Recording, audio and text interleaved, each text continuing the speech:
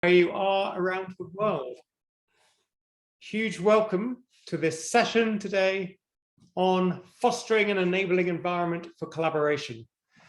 My name is Darian Stibbe. I'm the director of the Partnering Initiative. We are an international NGO set up to help drive effective collaboration to deliver the Sustainable Development Goals. And we work very closely with the UN, in particular with UN DESA, on the Partnership Accelerator program, which is really designed to try to build up this enabling ecosystem that we know is going to be necessary if we are going to be able to scale up the use of collaboration.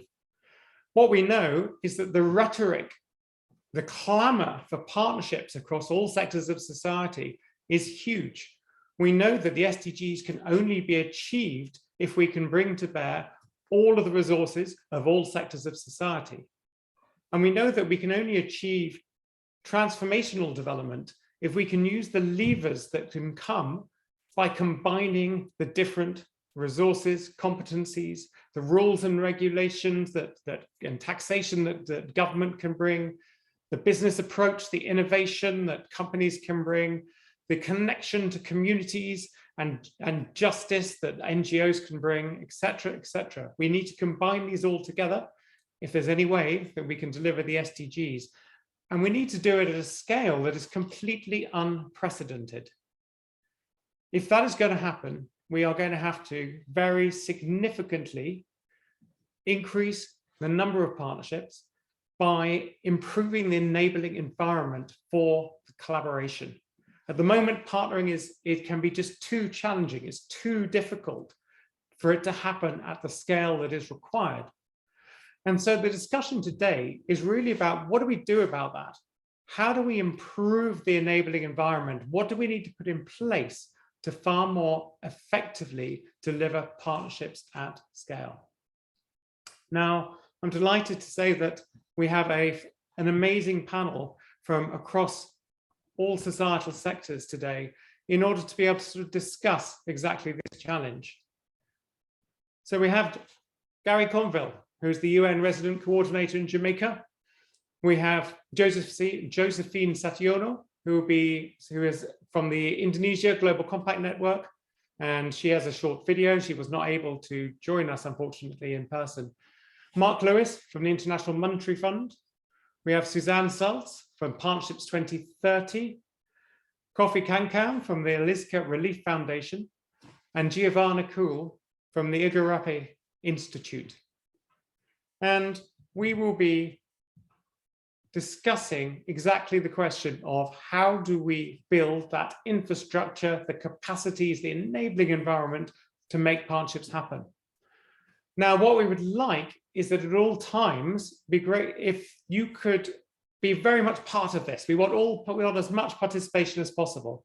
So at any point, if you've got any questions, any thoughts, any comments, then what we'd like you to do is to sort of put it into the Zoom chat or the Wova chat box, if you like, and we'll try and bring these together and weave them into the discussion as much as we can. Just before we get going, I'm just going to give a little bit of a framework for discussions, because the Partnership Accelerator and indeed my organization, the Partnering Initiative, have something of a theory of change, something of a structure for what this enabling environment actually looks like. And what we see is if you are going to build up partnerships at scale, we need these four things to be true. First of all, we need national policies or international policies, and indeed policies even within multinational companies and within international NGOs as well, to really understand the role of collaboration and partnership, understand the role of business as a partner in development, understand how multi-stakeholder partnerships can deliver transformational development, and then put in place the policies that allow the organizations to then go and pursue these partnerships. We need those incentives. The second thing we need is the mechanisms, the platforms that can physically bring together the different sectors of society around common issues and really be able to catalyze these partnerships. The third area is around the organizations. What we know is one of the biggest challenges to collaboration is in fact that the organizations are not what we call fit for partnering. They don't have the right strategies or the systems and processes in place, often don't have the right culture to be looking externally in order to deliberately seek out and collaborate.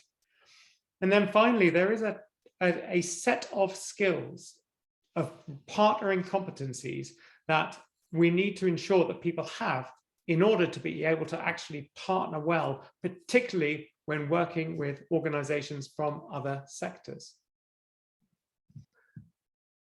So we're going to start by I'm going to ask our panelists to introduce themselves and tell us a little bit around exactly how their work interfaces with partnerships for the SDGs. So if I could start with Mark Lewis from IMF. Let's hear a little bit about you and how IMF works with these partnerships. Well, great. Well, thanks, Darren, very much for the intro, and welcome everybody. Good, welcome. Of course, happy to see fellow panelists, but as or more importantly, of course, all the attendees today. So, looking forward very much to this discussion. So, speaking for myself, I'm Mark Lewis. I'm from the International Monetary Fund, where I head up the partnership division that oversees partnerships that support the IMF's capacity building work. We use the expression capacity development. And so these partnerships are primarily within the official sector, the, say governments, aid agencies, other international organizations like the UN, also to a less extent, but also with civil society organizations, private sector. And so for, obviously this is an exciting function. The work of the IMF that we're doing, the supporting, is really, it's a type of development work in the sense that it's really the institution building work that the IMF does with member countries. So this is helping to build, to strengthen, to make more robust the economic institutions of countries. Some of this doesn't seem that exciting, but tax administrations and central banks and statistical agencies. But in many ways, ministries of finance, treasuries, debt management offices, but they're very much at the center. More effective public institutions end up being at the center of how can countries themselves empower themselves and work more effectively towards achieving the SDGs. That's what it's all about. And so that's what we're trying to do. My function, so I suppose it's appropriate here to talk about partnerships, is to help to develop the partnerships that support that. And before passing the microphone to the next panelist, I would just say, for us, we always bear in mind, what are the partnerships is a broad term. Sometimes we mean quite concretely, it's about money or funding. Often it's about knowledge exchange, sharing of best practice. Often it's about coordination, just operational. How can we work better together? How can we work alongside one another? How can we support each other as different types of organizations, institutions or groups? And then finally on advocacy. That's important. That's another area of partnership for us. And there's a lot of interesting lessons we have from the IMF and ways in which we're trying to do better. But I think we'll probably have the chance to come to that during the discussion. So with that, let me, Darian, back to you. Thanks. Thank you so much, Mark. Indeed, there's going to be a whole swathe of different things that we will talk about, and that's a really useful start. And the partnering between institutions can actually be some of the major institutions can be some of the hardest types of partnerships to get right. I'll be interested to ask you a little bit later also about when you are building the capacities of even financial institutions, whether there is any element of how they work, about their work potentially in partnership with other sectors, particularly with business. We'll come to that in just a moment. Gary Garynell, you are the resident coordinator of UN in Jamaica. Partnerships is in your blood. Tell us a little bit about your work. Thank you, Darian, and good afternoon, good evening, everybody. It's such a pleasure to be here. You're right, I am the resident coordinator, not only for Jamaica, but I actually cover 4 other countries, which includes the Bahamas, Bermuda, Turks and Caicos, and the Cayman Islands. And obviously in Jamaica, like the other 4 countries I cover, there's already a broad recognition that our challenges are interconnected and can only be addressed through reinvigorated multi-stakeholder partnerships. So this case is not a case we need to make anymore. But there's also the recognition that the success and impact of these cross-sectoral multi-stakeholder partnerships will also depend, amongst other things, on the capacity of partners to work collaboratively, pool their resources, spark innovative, integrated expertise, and of course, as you rightly pointed out early on, share knowledge. So the question we, as the UN country team, are trying to help address in the context of Jamaica is, how do we find innovative ways to really set up voluntary working associations that bring together actors from different sectors, public, private, nonprofit, et cetera, and who can combine, but in a systematic way, their human, their financial, and technical resources, leverage their unique skills and knowledge, and share risk and responsibility driven by the ambition to achieve the common objective, in this case, the SDGs. And this is part of the discussion we're anxious to have with all of you this afternoon. Over back to you, Daria. Thank you so much, Gary, and I look forward to asking you much more about what that looks like in practice, about what these voluntary associations look like, and how you built them. Thank you. Suzanne, if I can come to you now, and you work for, or you run Partnerships 2030, which is, well, you can tell us all about it. Thank you, Darian. Good morning, good afternoon, good evening, everybody. It's a pleasure to be here. Darian mentioned my name is Suzanne, and I'm heading a team called Partnerships 2030, which is a project at GIZ in Germany on behalf of the German Federal Ministry for Economic Cooperation and Development. It has been started in 2015, so obviously also when the 2030 agenda was passed. And the idea of the German ministry or German government at the time was, and still is, that if with SDG 17, partnerships for the goals, we once again emphasize so strongly that we need and want multi-stakeholder partnerships, then to offer our team Partnerships 2030 as a support mechanism for partnerships that have a link to Germany, but operate internationally on how to make partnerships work. Darian has mentioned already that it's actually not so easy, and we need an enabling environment, and we are part of that enabling environment so that we can have not only more partnerships, but hopefully also better partnerships that reach their goals more effectively and efficiently. Darian, you also said maybe to mention one thing that in our experience really is very important for partnerships. Mark and Gary have already started. Maybe one thing I would add to that list of organizational and systemic issues is the individual. It's a person who really needs an attitude and a mindset to want to partner, to make it happen, to make it work. I once heard somebody say at an event that we need to go from being the best in the world to being the best for the world. And I think that really sums up the kind of attitude we need to make partnerships work at the scale and speed that we need them. With that, back to you, Darian. Thank you. Thank you so much. And I think what's really interesting about Partnerships 2030 is that not only are you, in a sense, what part of this support infrastructure, but you're also helping to develop good practice, effective practice, for example, in platforms for partnership, and we'll come on to that as well in a moment also. Kofi, if I can call on you, if your camera is able to work. There we go, great. So let's hear from your perspective. Tell us about how your work intersects with multi-stakeholder partnerships. Thank you very much, Darian, and greetings to all the panelists and greetings to all participants. I'm Kofi, and Kofi Kankam, leading the Liska Relief Foundation and also the co-chair of Africa Regional Mechanism of Major Groups and Other Stakeholders.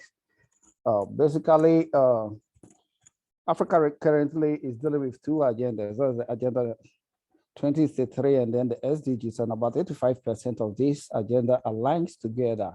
And to be able to attain this, to achieve this agenda, basically we need to work together. We need to come together, and as a mechanism, what we are doing now is that we've brought together all the major groups and other stakeholders of the continent, and we are working to coordinate the resources and then the knowledge base of all these major groups and other stakeholders on the continent together to ensure that we work effectively towards attaining this or achieving this agenda. For instance, as we are speaking now, we are coordinating all the civil society actors on the continent, that is those under the umbrella of the African Development Bank, that of the African Union, and then that under the UNICA. We are also dealing with all the trade unions. We've engaged the leaders of the trade unions in terms of the private sector activities. And then also, we are also currently also engaging the resident coordinators on the continent, the UN resident coordinators, so that we also be able to bring them also, all of them to the table and see that how we can pull resources together. In terms of international multilateral and bilateral organizations, and then the international NGOs, we are also dealing basically with entities like Action for Sustainable Development and the others to also bring onto the table their resources and their knowledge base so that we can actually pull things together towards the achievement of these two agendas. Thank you very much. Thank you so much, Kofi. It sounds like you're playing an absolutely essential role here. This coordination of the major groups, bringing together all the various different stakeholders, bringing the voices of it sounds like so many different people all together into one place, coordinating with the resident coordinators as well.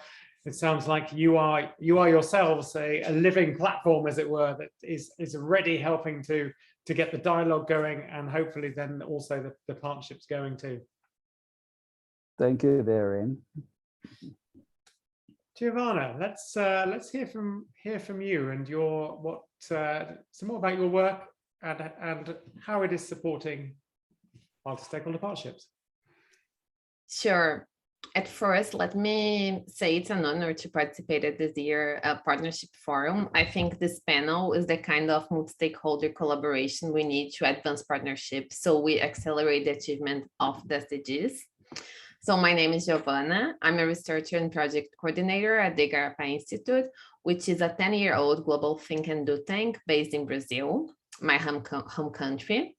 And we work on the human, digital, and climate dimensions of security, as well as on international cooperation, building out solutions based on data and evidence, which is sorely needed nowadays. And we've been partnering to build the SDGs back in 2013. And now we've continued working with civil society, private sector, member states, and the UN for implementation. So we facilitate dialogues, and we also work strongly on promoting outreach and support, particularly to SDG 16.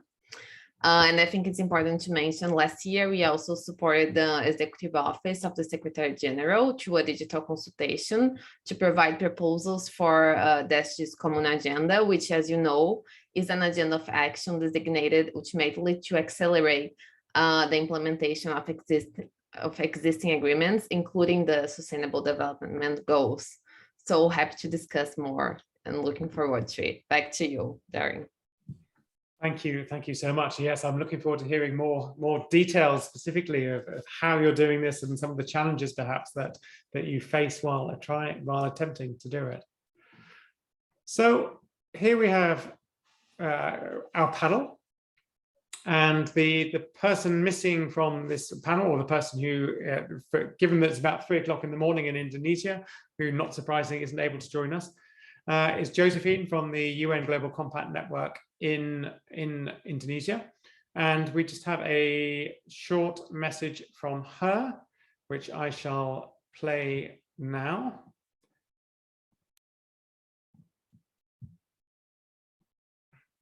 And please shout if for any reason this isn't coming through.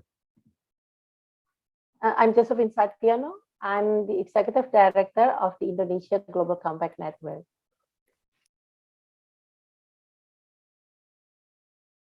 First, of course, we need to actually define the goals and challenges and how to address them before we establish the partnerships. This is the most critical and important steps in building a successful partnerships. Experience shows that there are problems in establishing and the execution of the partnerships. I define it as high level and low level problems. High level problems includes limited or unclear vision and failure to inspire, lack of commitment by the high-level leaders, having key interest people for whatever reason could be missing and leaving from the group. That is why setting up the partnerships requires a lot of focus and discussions at the beginning to ensure both parties fully understand and committed to work together. However, the execution of the partnerships will require clear understanding and effective project management in order to have successful implementation. This is what we identify as low-level problems, which will include lack of understanding of roles and responsibilities, lack of evaluation and monitoring system, and failure to communicate. In addition to that, a successful partnership should consider some of the following: equality. This requires mutual respect between the members of partnerships irrespective of size and power. Sensitivity to the different cultures, interests, mindset, and big ego. Now, to address this, it is important to develop advanced skills in partnerships, negotiation skills, innovation, strategic thinking, political management, financial structuring, and communication.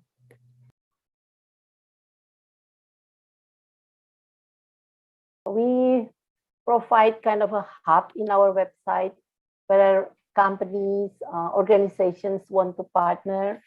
They can actually put up some lines in the hub, and we find and try and connect them with the interested parties.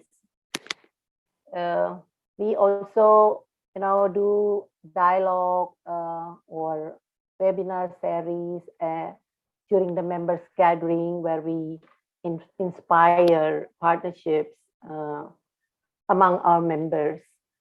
So, but that comes, of course, as a following to our roles in mainstreaming the UN Global Compact and principles.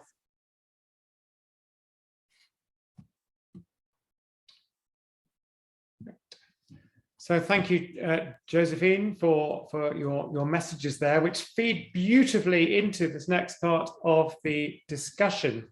And if I can ask all of our panelists to put on their videos, and because we're going to now have, it's basically beginning to start a discussion around the topic that Josephine ended on there, which was around these platforms, or the role of the Global Compact as a platform, bringing together the different players. And what we heard was that the particular role that they're playing was they had an online hub where people could register interest, and then that is a way to connect people in some form. Some of the things that our panelists have already been talking about is the dialogue that their organizations are creating amongst different stakeholders. But of course, dialogue isn't enough. Talking is not enough. We need that collaborative action. And actually, we need platforms and mechanisms that take it much further, that really help to make these collaborations and these partnerships happen. Gary, I'm going to come to you just to start, and then please, anyone, just start, jump in whenever you like. But because particularly the UN, with UN reform, there is now much more of a mandate for the UN to be really out there, brokering collaboration from multiple sectors and really sort of engaging all stakeholders in development. You started telling us a little bit about it, but perhaps you could tell us just a bit more on how you're actually doing this. Well, it's actually quite interesting because you're right. Part of the role is brokering and being part of partnerships ourselves. But in the case specifically of Jamaica, what we're finding in the feedback, we've organized a big meeting, a platform where we invited stakeholders from all over Jamaica to discuss the issue of partnerships. And what we're finding is that, it's more about how do we become systematic in giving different entities from society, civil society, private sector, etc., opportunities so that they can match their skills, their ambition, their assets and their objectives in a way that's constructive and that adds value. And so how do we create that, in a very systematic way so that agencies, organizations can have these mechanisms? So very specifically, where we're trying to go with this now, of course, beyond the more traditional work in partnerships that we usually do, what we're trying to do now is how do we make sure that everyone has a broad and good understanding of the SDGs, first and foremost. So if you're in the private sector, CSO, you really have that knowledge of the importance and the relevance of the SDGs to your life and to your work. The second part is really understanding now how your work, how your company, how your organization is actually contributing to the success of the SDGs. You would be surprised how many people in society still don't have that match. But then there has to be a place that once you've made that determination, SDGs are relevant, important, add value to my future and that of my family. Second, my work is contributing in this way to the SDGs.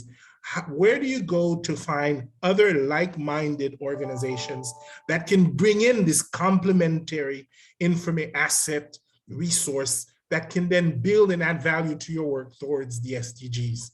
There has to be some place where you can go and form what I'm calling this voluntary association, because of the fact that you've identified that first you have this common objective. And I'll give you a very practical example. Now, once you've done that, how do you come together with these associations or organizations to assess risk, assess advantages, constraints, and then of course decide what you need to really address these risks and barriers, working with government and other stakeholders, including the UN. So so how do you create a mechanism where different people can come together, find their partners, if you so, with which they want to collaborate? What we do is facilitate these discussions and really provide answers. And I'll give you a quick example, and I'll stop here.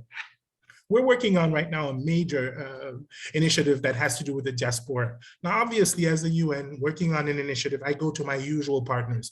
I go to my usual interlocutors, people that I know may or may not be involved in issues that have to do with the diaspora, IOM, among the key agencies and others.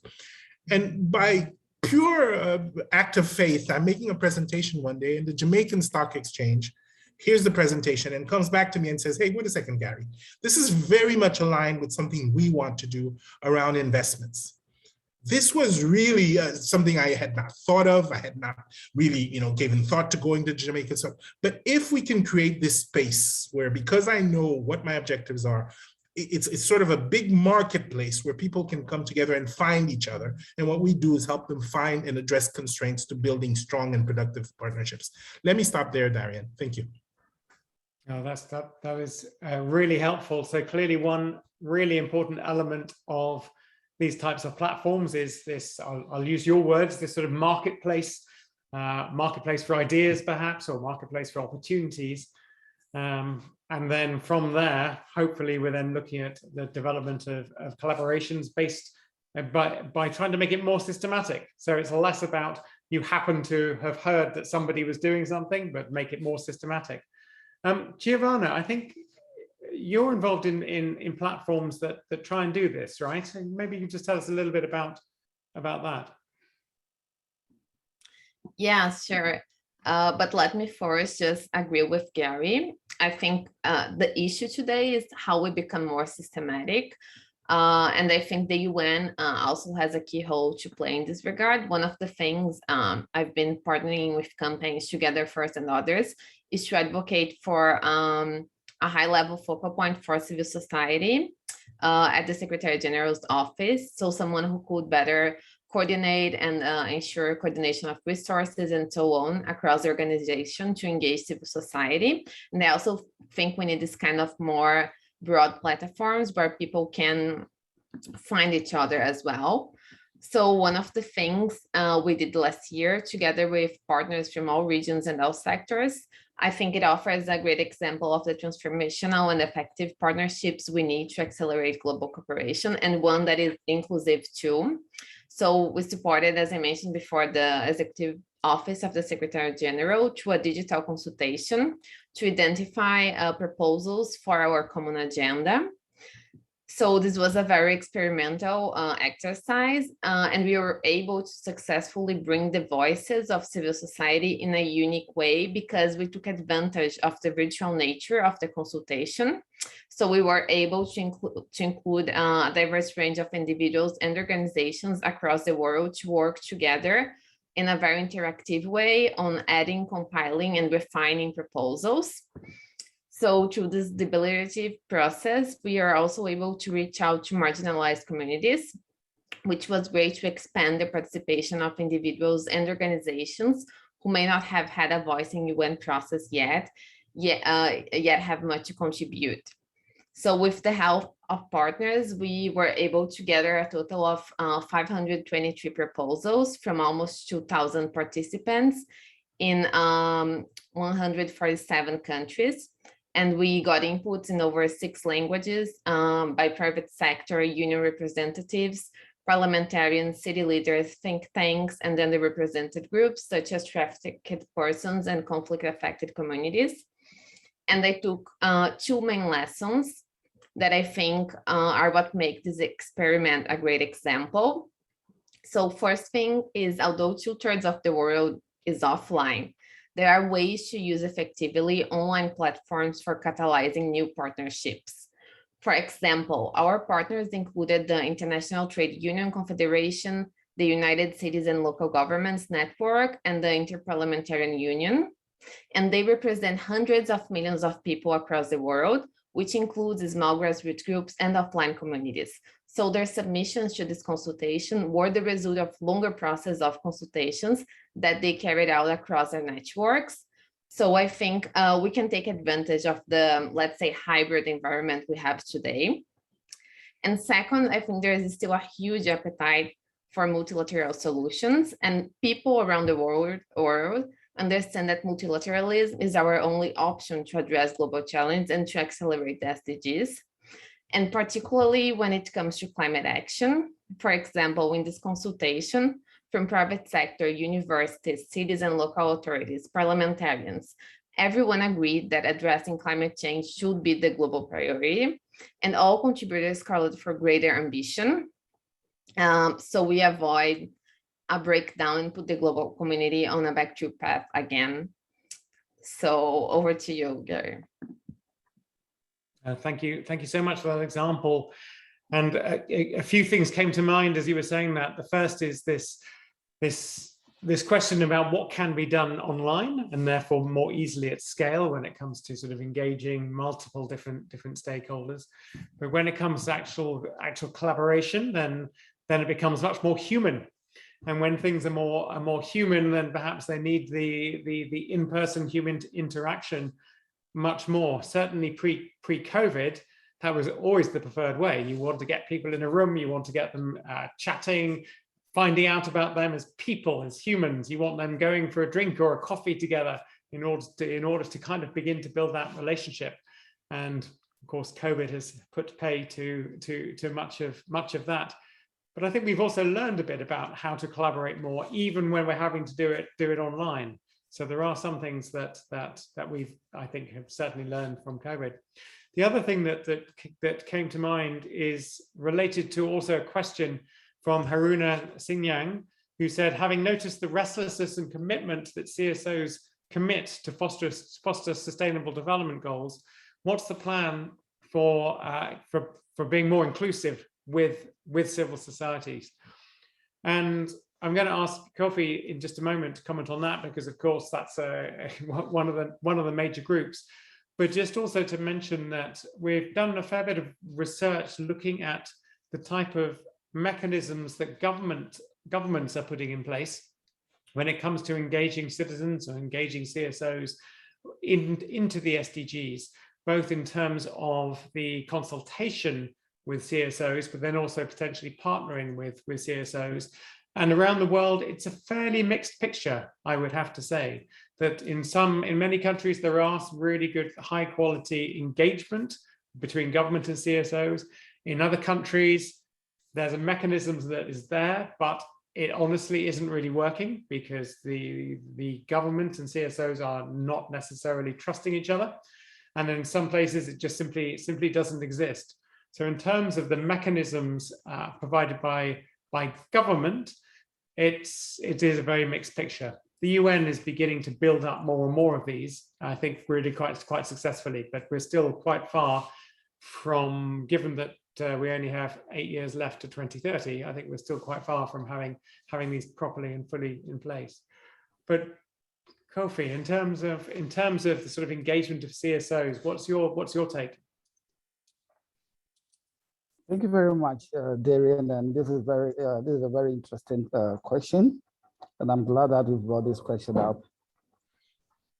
Frankly speaking, over the last few years, the spaces of civil society have been shrinking a lot. Governments have been trying to actually control the activities of civil society, especially on the African continent.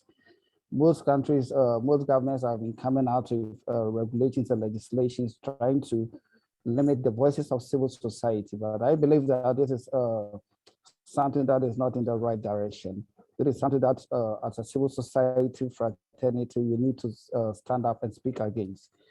And therefore, this brings us back to the mechanism that we've put in place in terms of the original mechanism on the continent. Because this is a mechanism that now we are trying to foster relationship with all the various civil societies under the various umbrellas that I earlier mentioned. That is, we are bringing together those under the African Union, those under the Africa Development Bank, so that all of us could have a common voice to speak against the shrinking spaces that most of the governments are trying to put in place against the activities of the civil society. And also, by and large, you realize that there's also the need to also link up with the private sector as well, because this private sector and also especially the multilateral and the bilateral agencies where our governments largely fall on, especially for their aid and mostly for their resources. Because if we are able to actually let these multilateral agencies actually understand the situation on the continent in terms of the shrinking spaces of the civil society, then I think when they do understand and then they also team up to support our voices, they will be able to actually also regulate or help us to regulate the activities or the regulations that the government is trying to put in place, the policies that the governments are trying to put in place to limit the activities of the civil society. In terms of the private sector, for instance, the government also depends a lot to get a lot of resources from the private sector. And if we are able to also to lobby in the private sector to also understand the role that the civil society, the important role that the civil society plays, serving as the fifth eye of the estate of the society, then they will also be able to actually help us to put some brakes on the activities of the governments that are trying to put in all these legislations that are actually unfavorable. And as you can see, there's a mantra of leaving no one behind, and it will be a very suicidal activity on the part of these governments who are trying to limit the activities of the civil society, because it's the civil society that actually gets the grassroots of the people and actually gets to know, unearth whatever is pertaining at the grassroots to the eyes of the world. And if the governments are trying to do all these things, then it's actually going to, help curtail our efforts in promoting the attainment of the SDGs. Thank you. Such an important point here, the shrinking of civil society, the lack of engagement of all sectors, including business. Surely one thing that COVID has taught us is that what we saw was what we call emergent agency, where basically everyone from community level all the way up to national, international level realized that COVID was an issue for everyone, for me, for my company, for my school, for whatever it is. And everyone seemed to be willing to act. The same has to be true for the SDGs as well, that we do need everyone to be acting. And if governments, if civil society spaces are shrinking, then that loses that opportunity for the engagement of people, exactly as you're saying, Kofi, in to help to align, first of all, align their interests or align the interest, the legislation, etc., of government to the needs of the people, but also then the other way around, engaging the resources and the time and the efforts of people. It also combines with something somebody said earlier, which is the importance of the awareness raising, that we need everyone, we need business, etc., and people and every part of society to actually be aware of the SDGs, aware there is this common goal, this common objectives, in order to be able to get behind it. So I think that when it comes to these platforms that we're talking about, we've got these multiple elements so far. We've got platforms which are around dialogue. We've got platforms which are sort of like marketplaces. I think we also have the need or the platforms for awareness raising, and then national platforms perhaps for much stronger engagement with civil society and business. Suzanne, one of the things you do is you're looking at these platforms. You've got research programs looking at how these platforms work, what makes them effective. But what do you see as some of the challenges, perhaps, when it comes to these platforms which are trying to drive effective collaboration? Where to begin? There's quite a few challenges, I think, for the platforms and the partnerships. One that we haven't mentioned yet and that comes up time and again is language. Not in the sense so much, of course, of English language or French language or Arabic or whatever else everybody might be speaking, though that is also potentially a challenge. It's that the typical business person tends to speak differently to the typical civil society person, to the typical academic, etc. And so for multi-stakeholder partnerships, finding the same language and actually understanding each other and what we really mean when we say something is not so easy in practice. So that's one thing. Then something we mentioned briefly, I think, is speed. You mentioned we only have 8 years left until 2030, so we need to achieve results fast. Are we able to do that? Can we get better at doing that and partner more rapidly, achieve results more quickly? And how can we help to do that? Those are two challenges. Maybe one additional one to bring in from the German context is how far can we go with completely voluntary mechanisms? The German government last year passed a supply chain due diligence law that makes it obligatory for companies to take care of the entire supply chain and ensure, or well, I'm simplifying, but try to ensure that there are no human rights violations. And the EU is debating passing a similar law later this year. And if that happens, many large companies from the European context will need to cooperate, I think, with other stakeholders in order to make changes in their supply chains. So those are 3 points. I could add more, but also happy to talk about civil society or the power dynamics questions which came up in the chat, but I leave it to you, Darian, to run which topics you want to pick up next. Well, thank you so much, Suzanne. We'll come to the power dynamics one in just a moment. What I'd like to do is get Mark to comment on something, your last point there, because of course, what these partnerships is, as you say, they're voluntary mechanisms, and perhaps what we need is for government very much to be set in the direction, the clarity of their development priorities. And then these voluntary partnerships can come around to support that direction. But do we need stronger institutions to be able to set that direction, and stronger leadership from government to be able to set that direction? And actually, Mark, and then maybe Gary, you might like to comment on that as well, perhaps. Thanks, Darian. And by the way, thanks. I think the panelists have raised a range of crucial points on this. And I think the short answer is yes. I mean, one of the things I want to point to also is come to the COVID era. So this is a theme that's kind of come up, Darian, in some of your comments and those of the other panelists, which is, I mean, obviously it's the great global challenge and the immense public health issues, but in the arena of how can we develop and use and aim for better partnerships that allow us to achieve more. You know, obviously there's all kinds of disruptions that come with the COVID era, but it's opened up a lot. I think, possibilities. I mean, some of it is just very practical. Now we're having these kinds of events on Zoom. Much as we might have wanted to, it's much easier not to have to go to New York or whatever. And writ large, that's fundamental in terms of the ability to scale up partnerships, right?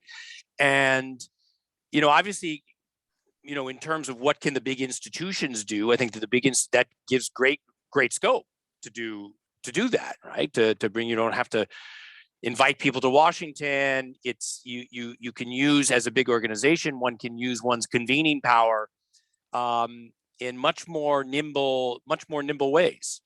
And so I see a lot of, not only do I see, I mean, there's all kinds of possibilities that unfold from that.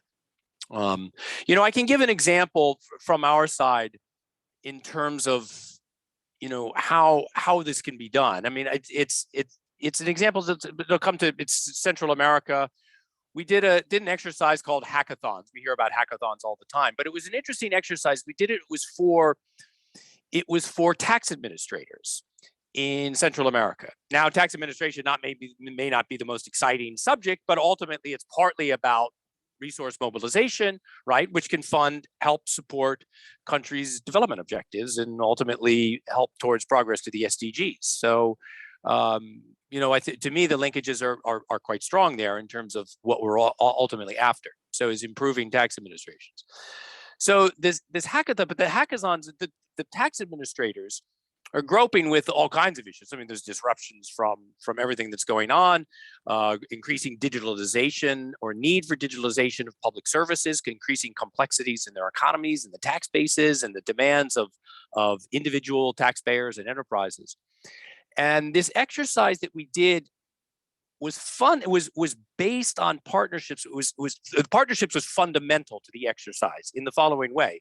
First of all, it developed as a peer network of Central American tax administrators. Okay, so that's, in the respective tax administrations in those countries, but that peer network is crucial. That's a type of partnership in terms of knowledge exchange, right? But then also the exercise of the hackathon, which is it was focused on digitalizing these services from the tax administration. It was crucial to bring in civil society writ large, right? So that's individual taxpayers, that's private enterprises. So these exercises through, how can these respective tax administrations modernize what they're doing and do it in a way that's more effective, more user-friendly, was an important exercise. And again, all of these respective partners, civil society, businesses, of course, the public officials themselves, were part of this exercise, and ultimately it led to, great is not always the word that one uses for improved tax administration, but let's say more effective outcomes, which is ultimately, again, in service of finding the resources that will help these countries provide the public services that they want to do. So I'll stop there, Darian, back to you.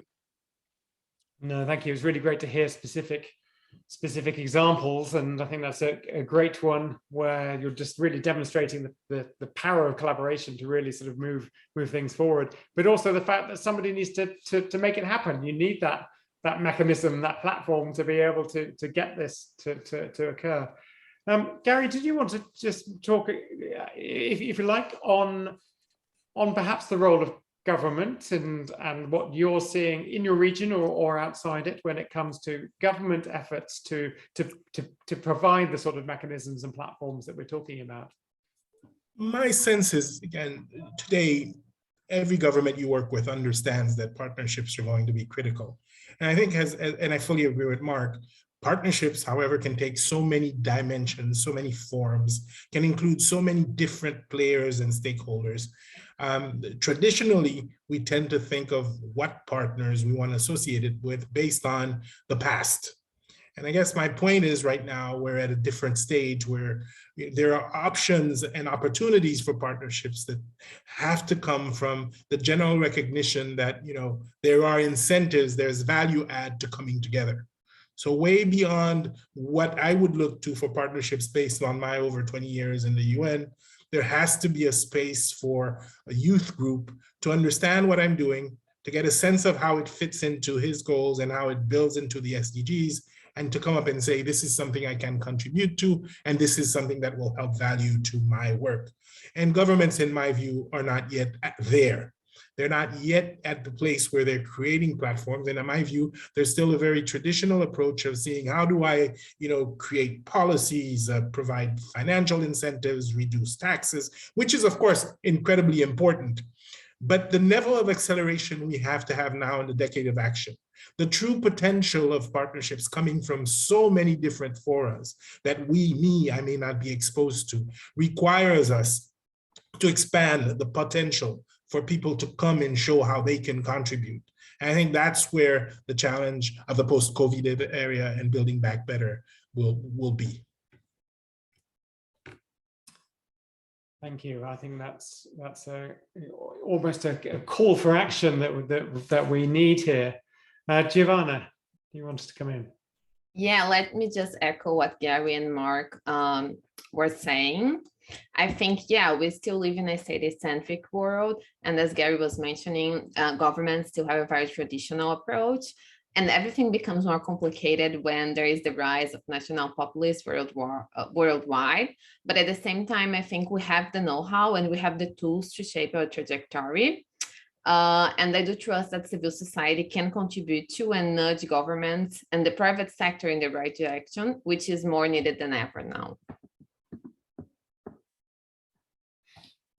Well, related to this, I mean, this all sounds great. We see the need. We're seeing some action, or actually more and more action. To be fair, some areas are still. We need government, particularly, to step up much more. One of the challenges that's been raised in one of the questions from Julie Casper: how best to address and navigate power differentials and other power dynamics in collaboration. And I'm going to ask Suzanne to start, since she sort of mentioned that she would be willing to look at this question. But then if other panelists would like to step in immediately after Suzanne, we'll have this as a bit of a conversation. The power differentials are a major challenge, particularly when it comes to more system transformational partnerships, because when you transform a system, then somebody ends up losing out in some way. And if they are too powerful, then they can prevent the system transformation from happening. In the end, any sort of transformation messes with the status quo. And if you mess with the status quo, then you mess with people's current situation and power dynamics. So what is it? How can we best address and navigate these power differentials and other power dynamics and collaborations? Suzanne. Thank you. Yeah, really interesting question and point that comes up time and again in different partnerships in different ways. And of course, there's no silver bullet. I mean, power differentials will remain. Power differentials are important. And Darian, you mentioned some of the reasons why we're not going to totally be able to overcome hurdles that are put there by actors who want to prevent others from making too much change too quickly, maybe. Yet a few points that came to my mind that I want to bring in. Firstly, the governance structure in partnership matters. So what kind of decision bodies are there? Is there, for example, a steering committee? And if so, can you make sure that different groups, say business, government, civil society, maybe others like trade unions or the UN or academia or whoever else is important in a certain partnership, has not only a seat at the table, but to some extent an equal seat at the table, whether that be equal numbers of people, equal minutes of speaking rights or something like that, and to ensure that in the structure. And of course, also the voting rules. If there is actual voting happening, to make sure that, for example, not business and civil society can overrule government or vice versa, so that every stakeholder group has to agree potentially. Another thing that is quite practicable but might really help is to rotate the chairing or facilitation of meetings, or to have a neutral external facilitator who is able to try and bring in tools to help navigate power differentials. And last but not least, trust building exercises. Again, they might take different form and shape depending on the cultural context and maybe seniority of people that you're working with and group size and such things. I have one story in mind from the global NGO WWF, who is running a partnerships in the Philippines to make tuna fishing more sustainable. And the image that one of the colleagues there was telling me about was they were running a workshop where actually the vice minister for fisheries of a large region there was in the same room with actual fishermen, line fishermen, who go out in their little boats fishing every day. And both sides before this meeting were very concerned whether that would make sense and how it would be to be in the room together. And they managed to make it so that actually both sides found it a very fruitful meeting, and they came out taking many things back to their daily lives that would probably improve going forward. And to make those kinds of things possible, I think then also is very much related to power dynamics. Thank you. No, that's all really helpful. So yes, you have the sort of structural governance side of things. You've got things like the neutral facilitators and the type of and the trust building exercises that along the lines of the example you just gave. I'm wondering if there's also a connection with something that people talked about earlier, which was around this mindset for collaboration. And we just get so used to being in our particular organization, with our particular organization's worldview, with the power structures which are kind of built into it. But when we're talking about partnerships that affect communities, for example, the people in the communities are the ones who have the absolute best possible knowledge of the situation. They have their own resources and capacities to bring to the table. If a partnership can't go ahead, if they're not part of it and supporting it, in a sense, the communities actually have a lot of power, but it's about perception as well. And the challenge is that communities often feel they don't have the power because you've got the big INGO or the big multinational company or whatever it may be. But the reality is that if you do an power analysis, potentially, actually they do have power, but they just may not realize it. And they won't, and others do not perhaps, or don't allow it almost. But I don't know, Gary, it looks like you've taken yourself off mute. So what's your take on all this? Only to say that this is critical, but the reality, and we know it, is that also partnerships is not without cost. It requires a certain level of investment. So there has to be value add. You have to invest time in understanding, the business processes of the organizations and institutions you're going to be working with. Often there are constraints. They have their own policies. You have your own. You have to have the trust building component. So it comes with cost. So it's also extremely important, therefore, so everybody involved see the value and understand the value so that they feel that it's worth the investment. I'm always puzzled by issues like partnerships where, as I said, everybody agrees that it's the right thing to do, but we've been struggling with doing it at scale for years and years and years. And then I always ask myself, what's been missing in getting the level of motivation and engagement that would really scale up our success in our interventions with regards to the SDGs. And I'm still struggling with that. As I said, I've never met a leader in recent history, in my recent experience, that told me no, partnerships is really not the way to go. So what's holding it up? What's keeping us from having all sorts of engagements with different stakeholders around innovative ways to do business and achieving results? And my sense is a big part of it is still people perceive it as high cost and low value. And my sense is that needs to change. Thank you.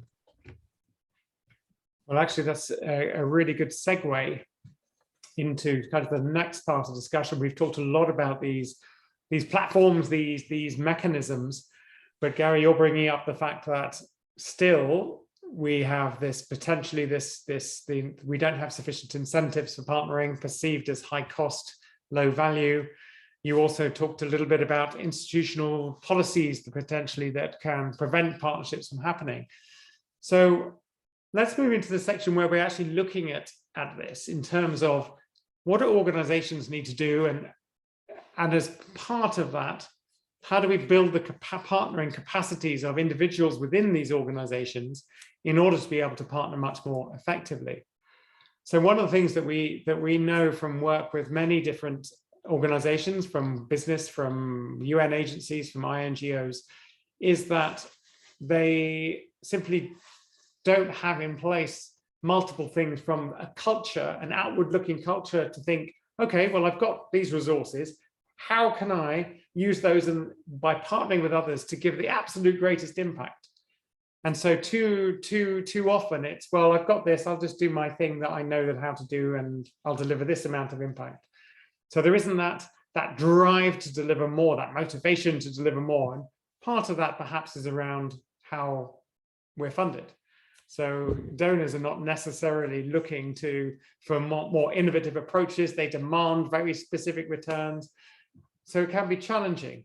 So that's sort of one aspect. And then just the internal systems and processes for partnerships, the policies that Gary talked about, everything from, I haven't come across a single organization that has a proper CRM system, a relationship management system, just capturing all the partnerships they're involved in, the relationships, capturing the value that's being created by partnerships.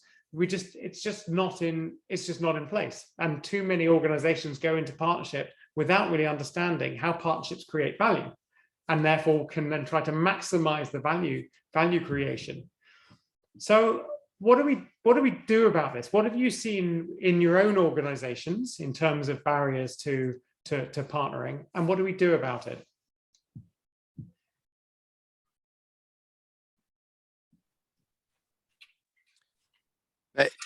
Darren, if I can jump in here. One thing that, by the way, I liked very much your, I can't remember, this is the partnership enabling system, or that framework you set out at the beginning. I thought that constantly distilled very much, the challenges I think that we've been talking about. I think one thing that's really important within an organization is really to look at, like, okay, what is it we as an organization are trying to achieve? I mean, if we say the SDGs, that's overwhelming, right? So we break it down, and what is it that we as organizations and within organizations, what can we do, and what more can we be doing? Really, what's our objective? And then recognizing what can't we do ourselves, which is most things, right? So then what can't we do? Then the answer to that becomes some type of partnership, right? So you have your objectives, you have your resources, abilities, various constraints. And then you start to think, okay, well then partnerships is not part of it. It's essential to the answer. And so that, sort of internal, let's say reflection, but it's more systematic than that, about trying to map your objectives against your own resources, then it's going to lead you very quickly to partnerships. And that, and I'm now starting to speak maybe a little bit too much like a sort of a management theorist, but that really your own accountability for achieving the objectives that you want to do hinges on creating those partnerships. And so that's it. So once you start linking all of those objectives, accountabilities, resources, et cetera, you start the partnerships, you then have to create them. That in itself becomes then a challenge, and Suzanne and others have talked to that in ways we can do it better and think about it in more effective ways. But that to me is a starting point. So are you saying, Mark, it's about creating individuals' incentives to partner? Because so more than just people have strategic objectives, and you're right in saying that if we wanted to, if we look outside our own resources, we could potentially achieve our strategic objectives much more through partnership. But that isn't happening, or at least it's not happening nearly enough.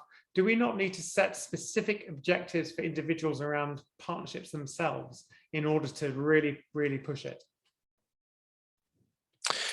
I think in short, yes. I mean, I was speaking sort of in general in the sense of organization, unit within an organization, individuals.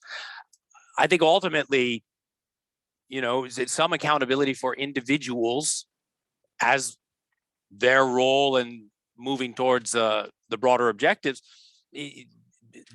should have some accountability. Again, depends on the person's role and a whole host of other things. But that certainly I think is part of getting where do we want to go, but making again the partnerships more live, more real. I mean, I don't want to talk too much more, but one other theme that came up and you, Darren, I think Gary and others pointed to is, sometimes partnerships can be static, right? And, they become ossified. And so, you want to make them, you want to continue to not only create them, but sustain them and develop them and grow, and sometimes, you know, recede if need be, if you know, that's not the best use of resources, this kind of things.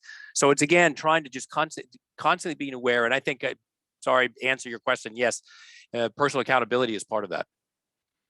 So it's a combination of organizations being much more systematic about mapping their strategic objectives against the potential for partnerships to contribute to them.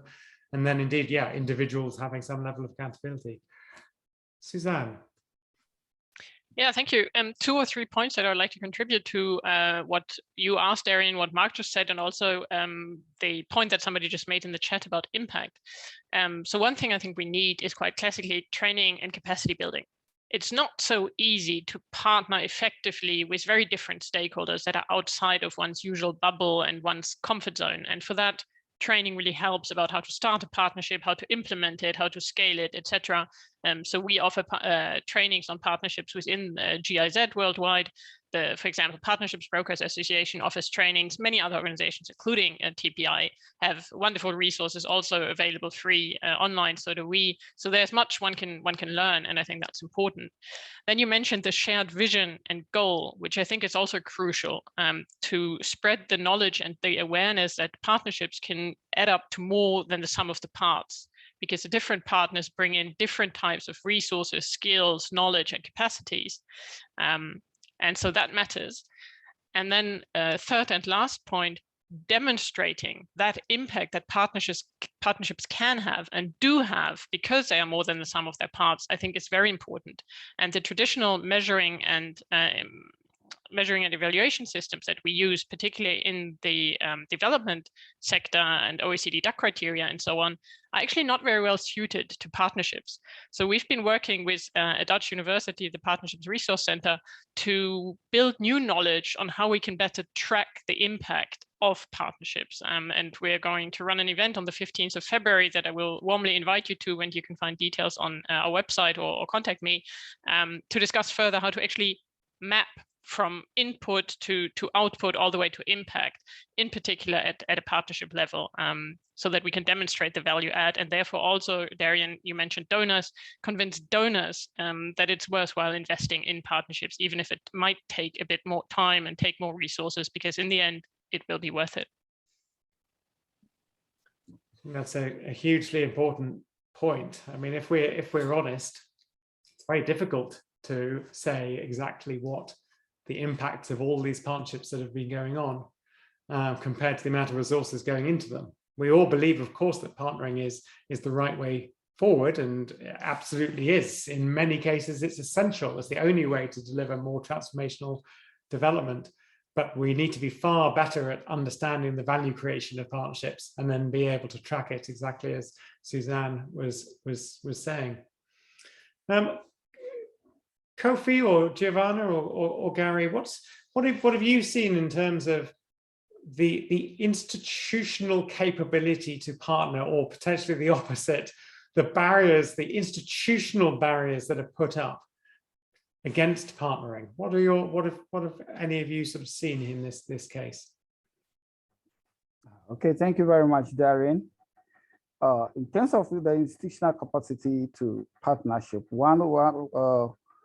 the first thing that one needs to look at is the culture of change. Definitely, in going to a partnership, is the institution ready to change or amend its ways of doing things? Are they prepared to amend their objectives or mission?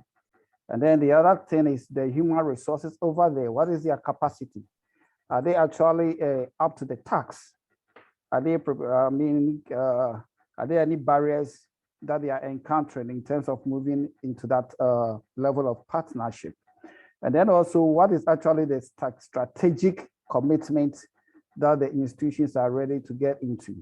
What actually are their main focus? What do they seek to do? What are they going to get themselves into?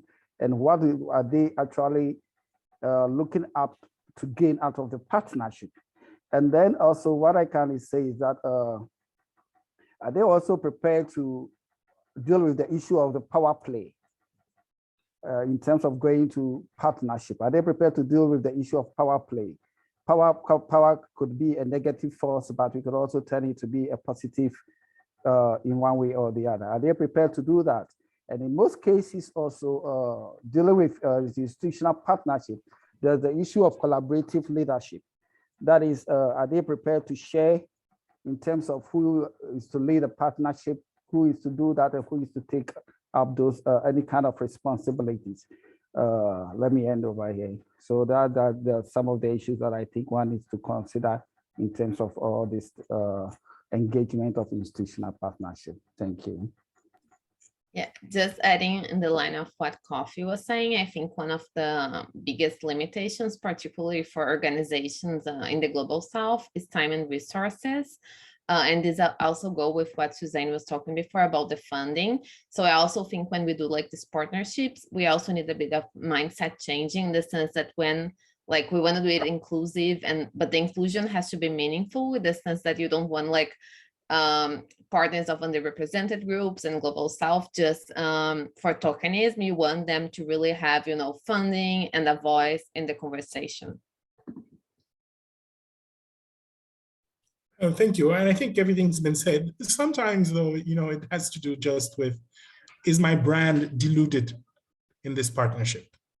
I know this is no surprise to everybody on the panel. Well, you know, if I go into this big partnership, then, you know, my logo becomes really the 10th one in the line, and, you know, and I don't get the visibility I would like. And so again, here, it's sort of an assessment. You know, in the context of the reform, one thing that's worked extremely well is that there's a premium for interagency partnerships. There are funds that you cannot access unless you're coming with the proof that this is being, the problem has been thought through by several partners and will be, the solution will be implemented by several partners from different agencies with different missions and so on. So I think here again, there's still space for governments to insist on practitioners, development partners, CSOs, you know, to really think about how they come together with solutions that are much more comprehensive. And until we can do that, I think, you know, we're still going to struggle with the concept reaching its full potential. One of your UN colleagues, Reef Neki, who's built the SDG Partnership Platform in Kenya, talks about the need to, that when you're developing partnerships, for each person to leave their egos, logos, and silos at the door. And that sort of stuck with me because I think that's completely true. And it comes back to one of the first things that people were talking about, which is about mindset. Because if the mindset is about me, my organization, and how I'm seen, or what value I can gain from it, then we're all in trouble. And we need to shift the mindset to be, okay, how can we collectively deliver the absolute most with the limited resources that we have, and not worry too much about our logos. Plus, more and more, actually, we're seeing that donors, and you gave the great example, Gary, even within the UN system of the joint SDG fund, which is deliberately funding collaboration amongst UN agencies, we're seeing more and more a requirement for consortia, for example, to deliver, or for public-private partnerships, because there is a more and more understanding that through collaboration, we are able to genuinely deliver more. So we are going to have to shift that. We're going to have to say that, yes, we contributed to something rather than we made it happen on our own. But isn't it much more amazing to say we contributed to improving the lives of 10 million people rather than, you know, it was us who made it happen for 100,000 people. So it is this kind of this mindset shift, the incentives, the key performance indicators, perhaps, et cetera, that we need to look at. So we're coming towards the end. Let's have a quick look to see just some of the things that have come up on the chat.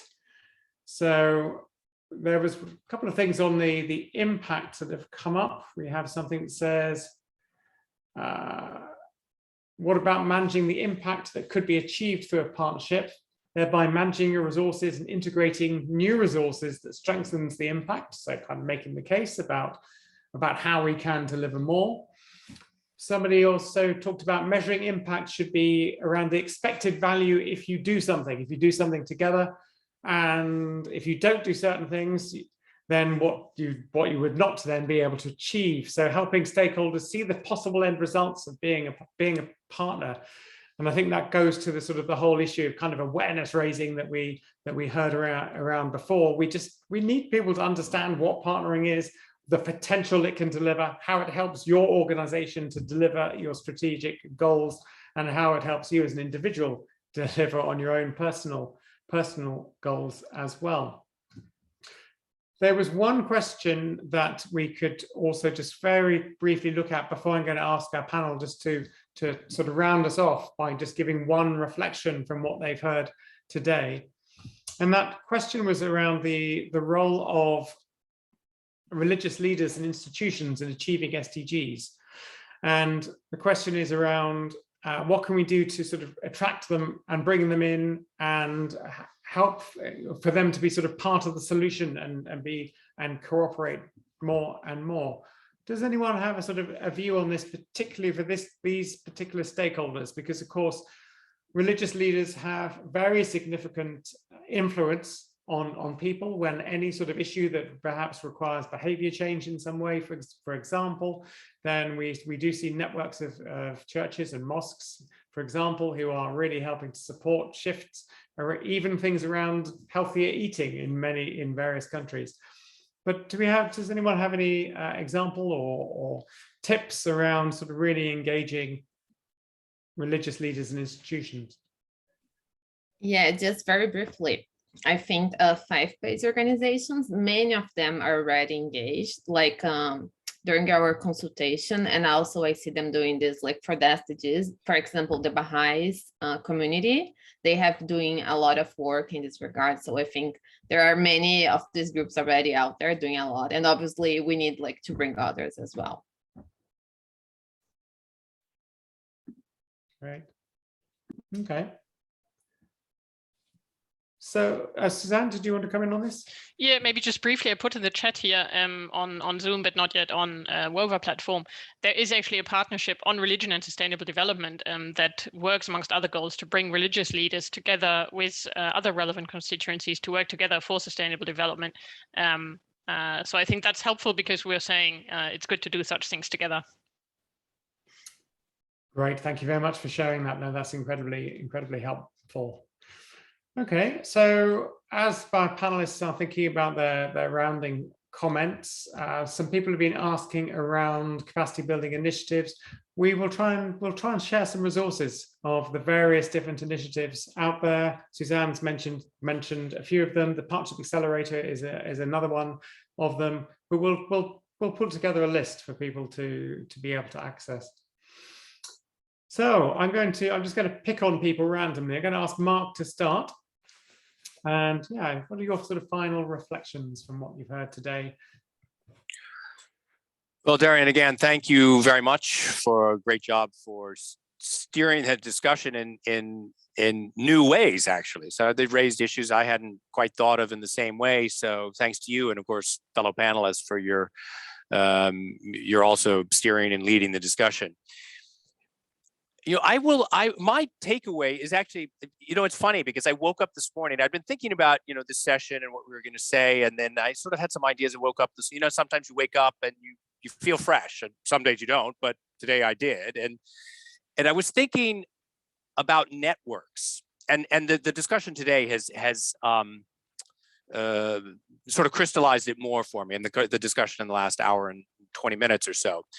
Networks, I mean, and I don't mean this lightly, that, you know, networks is kind of like proto partnerships, if you want. And it's like thinking early stage, like trying to think more ahead. I'm thinking specifically about myself, but we can think institutionally or organizationally or objective based.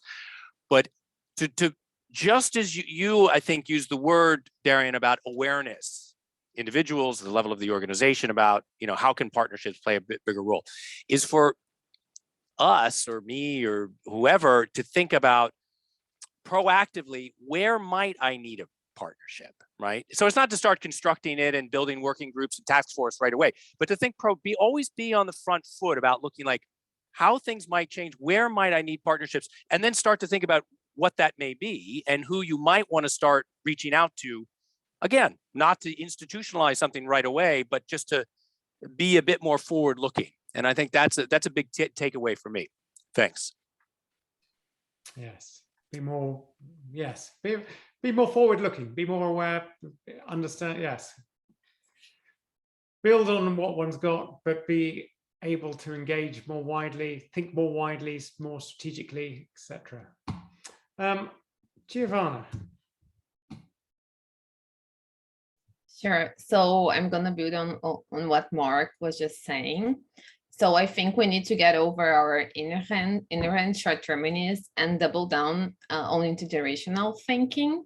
Right now, there are 1.2 billion young people in the world between 15 and 25 years old. You know, in Africa and Asia, more than 20% of the population falls in this age category. So what kind of future we want to build for them? So I think bringing our young people into the development process is like key. And the decisions we take now and what we do in terms of partnerships now will have enormous consequence. So let's be optimistic and shape our trajectory together. Thank you.